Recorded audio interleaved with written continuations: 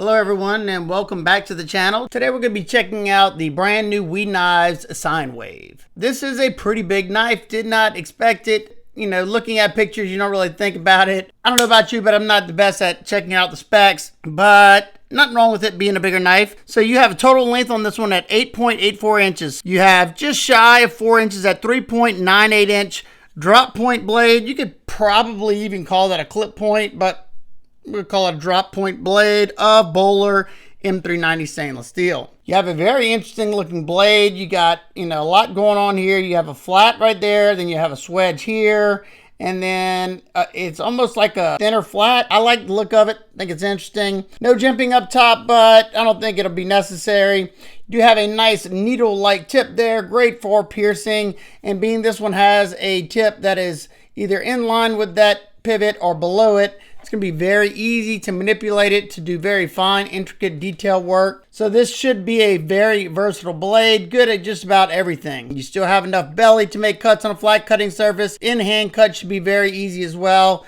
because that belly's not too abrupt. You do have a sharpening choil, and it's kind of hard to tell being that this is black washed. You should have a few sharpenings by looking at the thickness behind it. I would think at least 2 sharpenings, maybe even 3. Of course, I would have liked that to be a little bigger, but at least I can get something out of it. This one has a medium height flat grind, and it comes down to around 18 thousandths, which, isn't super impressive when you're talking about WE. They usually grind them thinner than that. However, I was really happy to see mine has an 18 degrees per side edge bevel, which I absolutely love seeing, and we're going to see how it performs.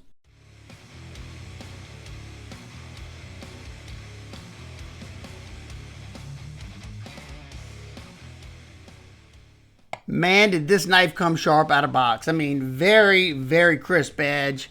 And it's definitely making short work of this cardboard. I didn't expect it to have any troubles whatsoever.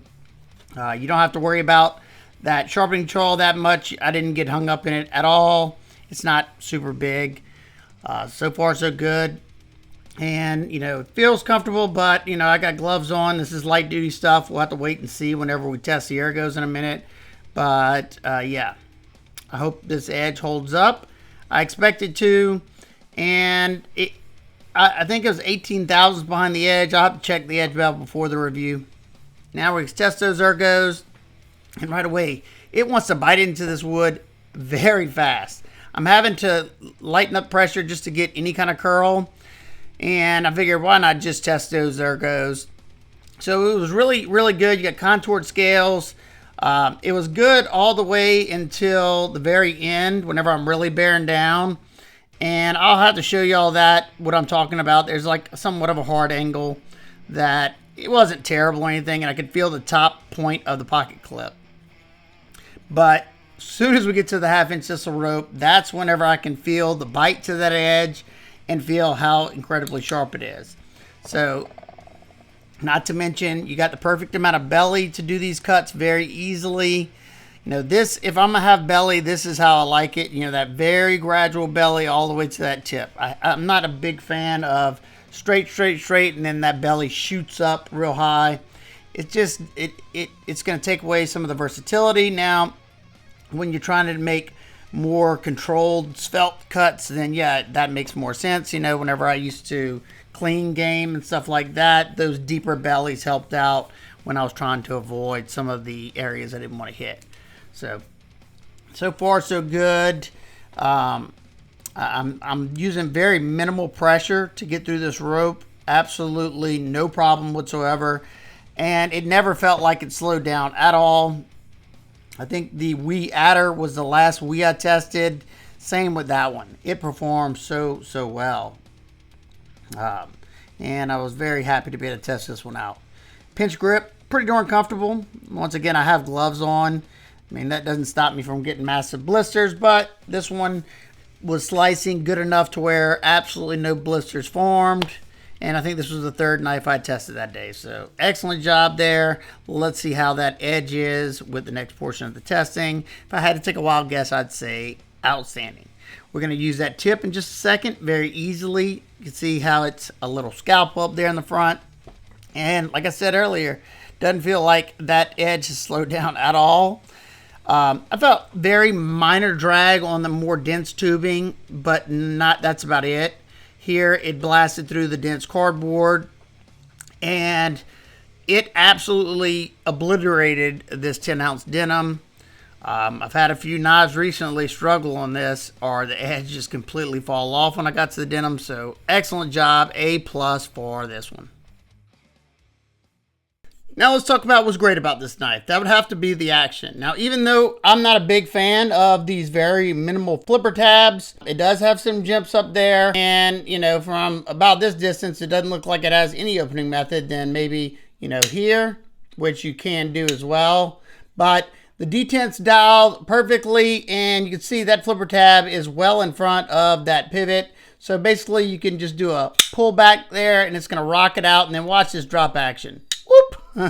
Yeah, very, very nice. You could put your finger on the tip of that and do a push button, but I find it to be a lot more comfortable just to put my finger on top right there where that jimping is and just pull back on it. No problem whatsoever. But that action, wow, super nice. You have internal stop pins there, as you can see there. And like I said, you can grab a hold whenever you're opening it. This little ledge right here from that swedge, at least on the coated version, I can easily roll it out if I'd like to. I could probably, let me see, I'm try reverse flicking it. Yeah, I can reverse flick it. It's just not as easy as the others. Now let's talk about the ergos real quick. And I talked about it during the cutting, and I wanted to show you all what I was talking about. The first thing I did notice whenever I, started getting to that moderate pressure zone, not full pressure, but moderate pressure, I was feeling the very tip of this pocket clip, and it's because it's higher up like that. Now, it wasn't terrible. I wasn't, in severe pain or anything, and I could have cut a good bit longer, but I could definitely feel it was there.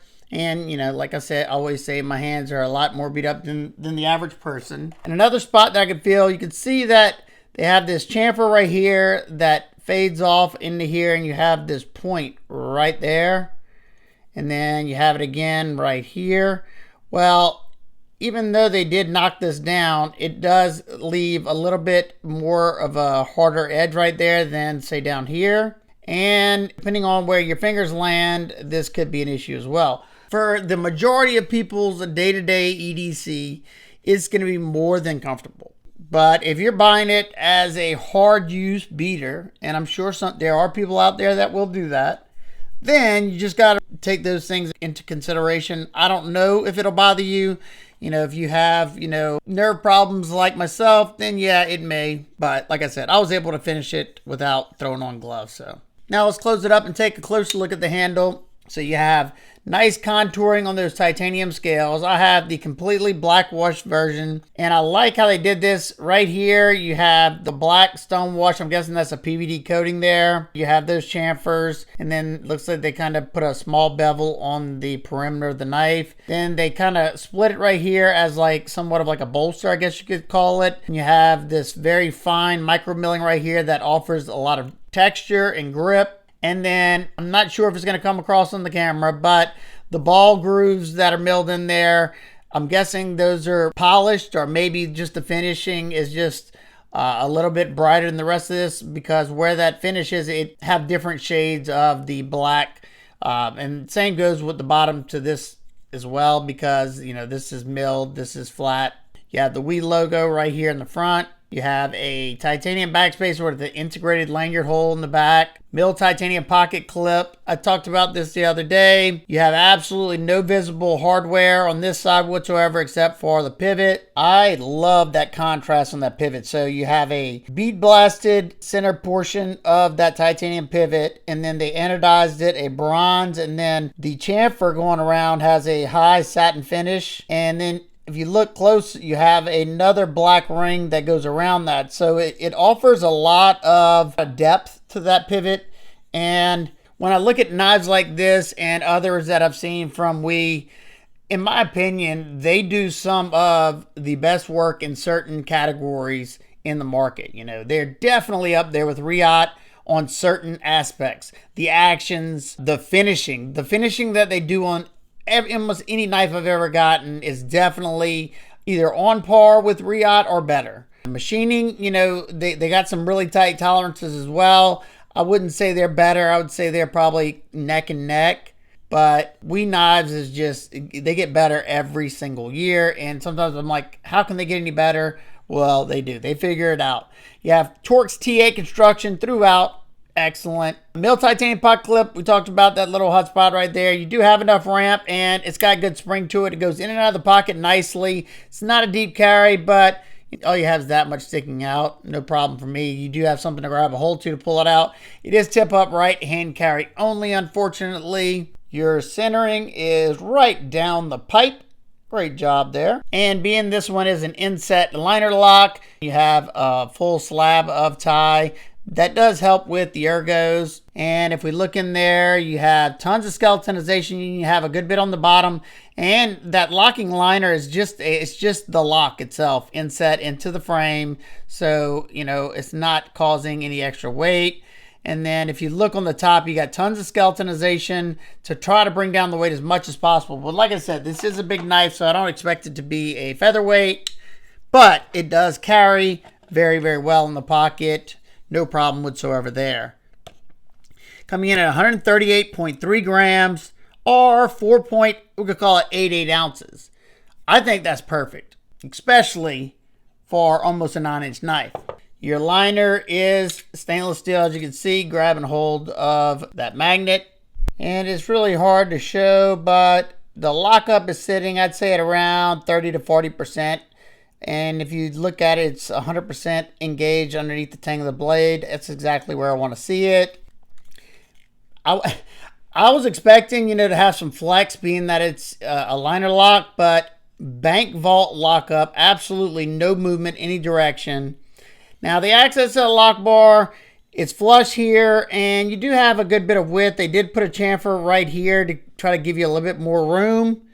I wish I would have put maybe a little bit more of a chamfer that's knocked off that edge right there. I can put my finger in there, but you know, I prefer more lock access. But doing it with that portion, absolutely no issues whatsoever. So for me, it's not an issue. But if you only will use the tip of your thumb, you know, it may get uncomfortable after a while. I can't really say because I always do this. Now for some quick size comparisons, it's bigger than both the Ontario Rat 1 and 2, and it's a good bit longer than the Spyderco PM2 and Para 3. It's just a tiny bit longer than the WE Ziphius, and it's a good bit bigger than the WE Adder. And lastly, it's pretty much identical in length to the Civivi Tacticoric, and it's pretty similar to the Cold Steel AD10. Now we're going to move on to my nitpicks and complaints. There's no lefty love. We talked about the minor hot spots from this little point right here, and the tip of the pocket clip. Not terrible, but definitely something worth mentioning. I'm not the biggest fan of these minimal flipper tabs. I just don't find them to be as comfortable as a traditional flipper tab, but that said, it works fantastic. Maybe increase the sharpening tool a little bit, or bring that plunge grind all the way back here. That way you'll have all this sharpening life. It thickens up about right here, about right there. So you should have a few sharpening before it'll widen, unless you are reprofiling it or something. But like I said, mine came at 18 degrees per side, so I could leave it at that for sure. The lock access could have been a little better. Maybe a deeper chamfer on the lock bar itself. But, you know, like I said, I use this portion right there, and it's no problem at all for me. And last, I know is price. It's not a cheap knife by any means. This one right here comes in at $327.25. Do I think it's worth it? If you had it in hand and you really inspected the knife like I do, I geek out on these type of things. All these extra grinds, you know, all these different facets, milling, changing up different things, different finishes. You know, the little intricate stuff, a lot of that stuff I can promise you is handwork. Not to mention a large knife, almost a 4-inch blade. Yeah, I definitely think it's worth it. You know, if you look at the Riot knives, you know, I don't think, some of them don't have all this detail work in them, and they charge even more than that. When it gets to this price point, you're really just paying for those finite details. Of course, some popularity, but I mean, there's a lot going on here. You know, just like, you know, some of those Reich and Katuo knives, the machining matters. All that's machining hours. You know, the action matters. You know, great action. slicey blade. The steel held up great, absolutely no damage to the edge, and it's still nice and sharp. So while it is expensive and I know it's going to be out of a lot of people's price ranges, I definitely can see some of them I'm like, nope, I wouldn't pay that. But you know, I don't find this to be that far out of line. And if you don't either, and nothing I talked about is a deal breaker for you, I will link this down below in the description. It will be an affiliate link, so if you want to help support what I do here in this channel, it helps me pay for my testing materials. I can't thank you enough. If not, no biggie. So my final thoughts. If you're someone in the market for a very well-made knife, tons of detail work, attractive, good performer, and of course, fantastic action, and you're someone who likes larger knives, then the WE Knife Co. Sine Wave is definitely a fantastic option for that. It combines versatility, aesthetics, tight tolerances, good materials. So of course, this will be a standout piece to pretty much any knife enthusiast. Well, that's going to do it for today's video. If you enjoyed it, please hit the like button so I know you enjoyed this content and you would like more of this. And if you like knife and gear content and you're not already, think about hitting the subscribe button. We'd love to have you. I hope every one of y'all is having a fantastic day. And if you have any questions, comments, concerns, leave those all down below and I'll do my best to get back with you. And just remember, always keep those blades sharp. Smile more.